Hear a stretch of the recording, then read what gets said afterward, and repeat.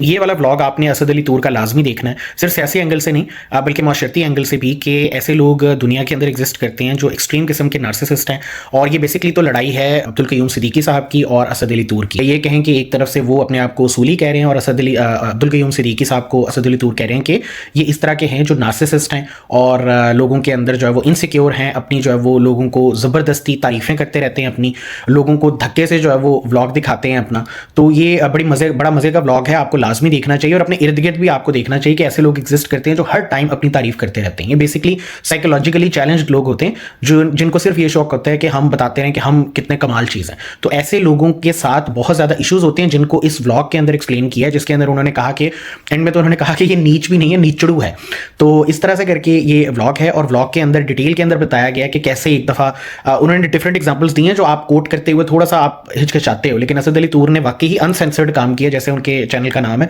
उन्होंने ये शेयर किया है कि कैसे एक फैसलाबाद के अंदर इवेंट के ऊपर इन्होंने रात के अंदर लोगों को अपने जो इर्द गिर्द थे, बजाय कि वो शादी का या जो भी फंक्शन था उस पर कोई डिस्कशन होती, इन्होंने को 50-60 व्लॉग्स दिखा दिए लोगों को और मेरा व्यू आ जाएगा, सब्सक्राइब करो, ये है वो है, इस तरह के लोगों के रिलेटेड। लेकिन अब्दुल कयूम सिद्दीकी साहब को ये सोचना चाहिए कि वो किस कैंप में खड़े। अब इतनी एज हो गई है, इतना एक्सपीरियंस हो गया है लोगों के साथ डील करते हुए, तो उन्हें सोचना चाहिए कि ये जो इनके बारे में बात है कि जो इस तरह के इनसिक्योर और इस तरह के मफादपरस्त लोग होते हैं, क्योंकि नार्सिसिस्ट जो है वो जहां पे आपको देखेगा ना कि आप ताकतवर हो तो लेट जाएगा आपके सामने, लेकिन जैसे ही उसे पता लगेगा कि मैं थोड़ा सा मेरा कोई भार बन गया या जैसे पंजाबी में कहते हैं लत उत्ते आ गई है, तो जैसे ही उसे पता लगेगा तो वो गुरूर उसके अंदर बहुत ज़्यादा आ जाएगा। जिस तरह के इस व्लॉग के अंदर एक्सप्लेन किया है कि अब्दुल कयूम सिद्दीकी साहब जो कमज़ोर हैं उनके साथ बहुत ज़्यादा मगरूर हैं और जो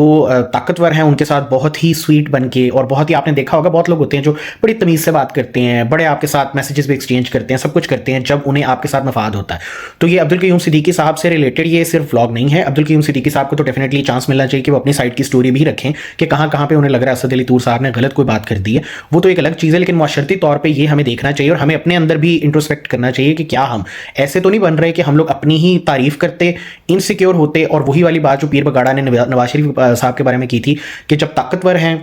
तो गले को हाथ और जब कमज़ोर हैं तो पैरों में गिर जाना। तो ये चीज़ें हमें देखनी चाहिए और सीखना चाहिए कि ये चीज़ें हमने नहीं करनी। तो ये व्लॉग आप लाजमी देखें।